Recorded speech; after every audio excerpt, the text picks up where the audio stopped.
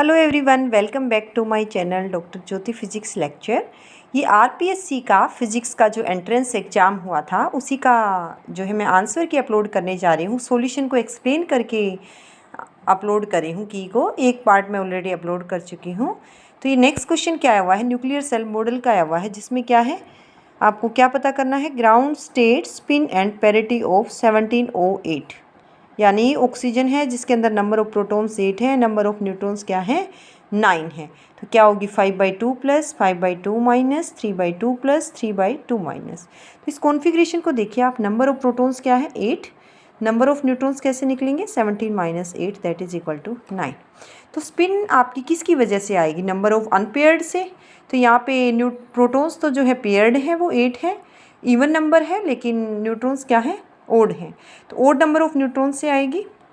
तो इसके पास जो है कैसे आप स्पिन निकालोगे, 9 नंबर ऑफ न्यूट्रॉन्स है, 1s हाफ में जाएगा 2, 1p 3/2 में 4 चले गए, 1p हाफ में 2 चले गए, 1d 5/2 में 1 चला गया। टोटल नंबर ऑफ मैक्सिमम जो है न्यूट्रॉन्स कितने जाएंगे, हाफ का 2 into half plus 1 2, 2 into 3/2 plus 1 4, 2 into half plus 1 2, 2 into 5/2 plus 1 6 आ सकते हैं इसमें मैक्सिमम। तो लेकिन यहाँ पे कितने हैं, यहाँ पे है 9। तो लास्ट किस में गया, अनपेयर्ड जो था न्यूट्रॉन 5/2 में। तो यहाँ पे स्पिन किसकी वजह से आएगी, लास्ट अनपेयर्ड न्यूट्रॉन जो कि डी सब सेल में है, और इसका जो है जे क्या है या स्पिन कह लो, उसको कैपिटल जे से डिनोट करते हैं 5/2। अब पेरिटी कैसे निकालोगे, -1 एल, डी के लिए एल क्या होता है 2, -1 दैट इज़ +1, यानी स्पिन एंड पेरिटी क्या आ गई 5/2 प्लस। तो आंसर आपके पास कौन सा हो गया, first option is right answer. आप चेक कर सकते हैं, इसका ये सॉल्यूशन होना चाहिए। नेक्स्ट क्वेश्चन देखते हैं। नेक्स्ट क्वेश्चन देखिए, पीएन जंक्शन का बेसिक कंसेप्ट आया था कि पीएन जंक्शन में जो डिप्लेशन रीजन बनता है वो किसकी वजह से बनता है। क्वेश्चन क्या है, the formation of depletion region in a PN junction is due to drift of holes, diffusion of charge carrier, third option है transport of impurity ions, fourth है ड्रिफ्ट ऑफ इलेक्ट्रॉन्स। तो किसकी वजह से बनता है, it is caused by diffusion of charges, यानी second option is right answer. क्या है इसमें, because of the concentration gradient, hole diffuse करेंगे, होल कहाँ से कहाँ मूव करेंगे, पी साइड से एन साइड में across the junction, while electrons कहाँ करेंगे एन साइड से पी साइड में। ये एन साइड है आपकी, ये पी साइड है, तो होल्स आपके जा रहे हैं पी टू एन और इलेक्ट्रॉन्स जा रहे हैं N to P, because of difference in concentration of electrons and holes. तो ये वाला रीजन कौन सा है, डिप्लेशन रीजन। तो किसकी वजह से बन रहा है ये, because of diffusion of charge carriers, यानी कह सकते हो आप होल्स और इलेक्ट्रॉन्स। तो second option is right answer. Next question क्या है, in the eigen vector equation Ax is equal to lambda x, the operator A is given by A matrix क्या गिवन है 3 2 4 1 एलिमेंट्स हैं, और आपको इसकी आइगन वैल्यू बतानी है लैम्डा की। यहाँ पे 3 8 है, 6 4 है, 5 -1 है, -1 -3 है। जब मैंने इसको सोल्व किया है तो it is coming out to be 5 and -1। कैसे निकालोगे, Ax equal to lambda x, यानी A minus lambda into identity is equal to 0। A minus lambda निकालिए, डायगनल एलिमेंट्स पे आपके पास क्या हो जाएगा, लैम्डा सब्ट्रैक्ट हो जाएगा, 3 minus lambda 2 as it is, 4 as it is, 1 minus lambda that is equal to 0। आप इस मैट्रिक्स को सोल्व कीजिए, 3 minus lambda into 1 minus lambda -8 is equal to 0, that is 3 minus 4 lambda plus lambda square -8 equal to 0, और you can say lambda square -4 lambda -5 is equal to 0।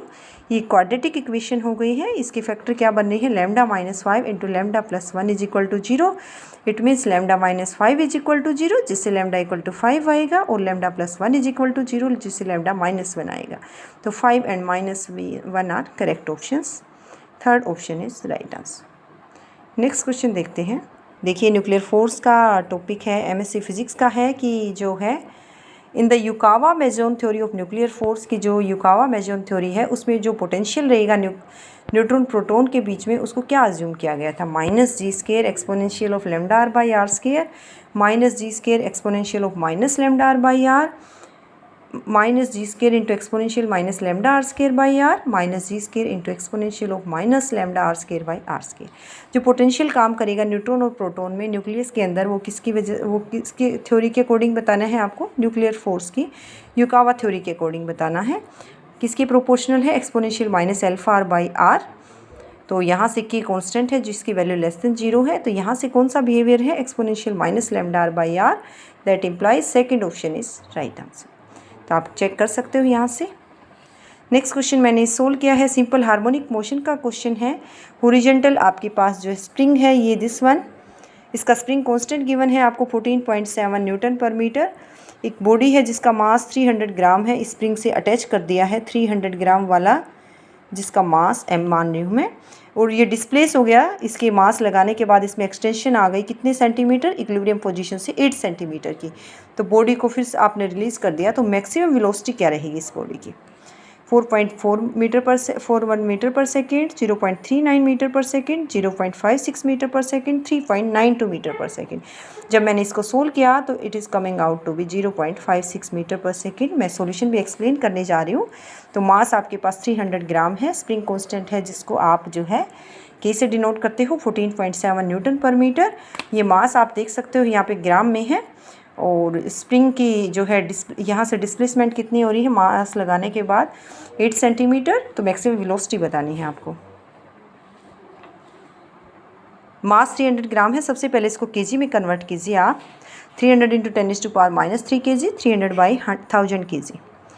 के है 14.7 and newton per metre. Omega क्या होता है, angular frequency, square root of k/m 14.7/300/1000 that is equal to 49 आ जाएगा। Square root of 49 is 7 radian per second. अब आपको इसकी क्या बतानी है, तो यहाँ पे डिस्प्लेसमेंट क्या हो रही है, किसी भी टाइम पर कैसे, सिंपल हार्मोनिक मोशन में डिस्प्लेसमेंट कैसे निकालोगे, x is equal to a sin omega t। Velocity क्या आ जाएगी, dx/dt a omega cos omega t। Maximum velocity की क्या वैल्यू होगी, यानी कोस की मैक्सिमम वैल्यू क्या होती है 1 a ओमेगा। तो यहाँ क्वेश्चन में पूछी है maximum velocity a into omega. a है जो है आपका 0.08 हो गया मीटर में, ये सेंटीमीटर में था, इंटू 7 ओमेगा है। तो ये it is coming out to be 0.56 metre per second. ध्यान से देखिए यही आंसर आ रहा है जो मैं क्वेश्चन डाल रही हूँ। अभी आपका स्टेट का अपकमिंग एग्जाम आने वाला है, उसके लिए कंसेप्ट काफ़ी यूज़फुल रहेंगे, तो आप इस पेपर को ज़रूर सोल्व कीजिएगा। बाकी सॉल्यूशन मैं भी अपलोड कर दूँगी, आप चेक कर सकते हैं। जिस किसी ने एग्ज़ाम भी नहीं दिया है वो भी इसको पेपर को अटैम्प्ट कर सकता है, यानी आपकी प्रैक्टिस हो जाएगी। ओके, नेक्स्ट क्वेश्चन देखते हैं। नेक्स्ट क्वेश्चन है ES जो है denote the contribution of surface energy per nucleon in the liquid drop model. Liquid drop model में ES क्या बता रहा है, सरफेस एनर्जी पर न्यूक्लियन। तो आपको किसकी वैल्यू बतानी है, रेशियो बतानी है ES की, किसके लिए, एल्यूमिनियम न्यूक्लियस के लिए और जिंक न्यूक्लियस के लिए। एल्यूमिनियम का एटॉमिक मास 27 है, एटॉमिक नंबर 13 है। जिंक का एटॉमिक मास 64 है, एटॉमिक नंबर 30 है। 4:3, 2:3, 5:3 एंड 3:4। मेरी आंसर आया है 4:3। इसको मैं सोल्व करके दिखा रही हूँ। देखिए सरफेस एनर्जी किस पे डिपेंड करती है, जो आपका एटॉमिक मास है उसकी रेज़ टू पावर 2/3। ये कहाँ से आ रहा है आपको पता है, 4πr² होता है स्फीयर का एरिया, और r क्या होता है, r0 इंटू a⁻1/3। इसका स्केयर लेंगे that is a⁻² 2/3। Surface energy यानी सरफेस एरिया से आ रही है ये टर्म, तो किसके प्रोपोर्शनल है, a⁻² 2/3 से। लेकिन आपको निकालनी क्या है, सरफेस एनर्जी पर न्यूक्लियन, यानी ES/A इज इक्वल टू, दोनों साइड a से डिवाइड कीजिए, तो क्या आ गया, a⁻² 2/3 divided by a that is equal to 1/a⁻1/3, यानी 1/a⁻1/3। दोनों की रेशियो निकालिए, ES जो है एल्यूमिनियम की और ES जिंक की क्या है, इन्वर्सली प्रोपोर्शनल है इसके एटॉमिक मास के। तो एल्यूमिनियम का है 1/27 जिंक का न्यूमरेटर में चला जाएगा 64 64 की 1/3 होती है 4, 27 की होती है 3, तो 4:3। Yes, it is first option, ये मैंने मार्क कर दिया था। नेक्स्ट क्वेश्चन देखते हैं। 18th क्वेश्चन है, इलेक्ट्रोमैग्नेटिक वेव है जो फ्री स्पेस से जा रही है, उसको आप डिस्क्राइब कर रहे हो, is equal to E0 into sine of kx minus omega T, B is equal to B0 into sine of kx minus omega T. आपको रिलेशन बतानी है, E0 k is equal to V0 omega, E0 V0 is equal to omega K, E0 ओमेगा is equal to V0 K, no relation between E0 and V0। First option is right answer. क्या है,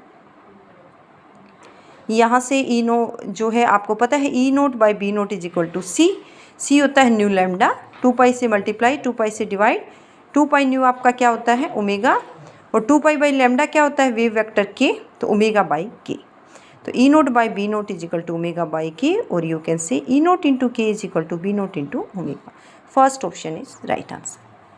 next question देखते हैं।